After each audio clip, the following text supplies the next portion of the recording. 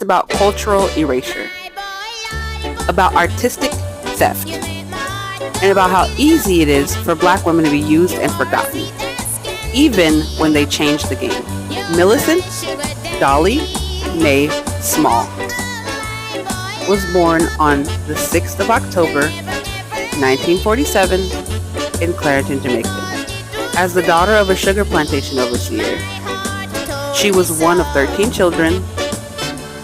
She had 7 brothers and 5 sisters. At 12 years old, in 1959, she won a talent show, which propelled her into local spotlight. Which is amazing, right? Ooh.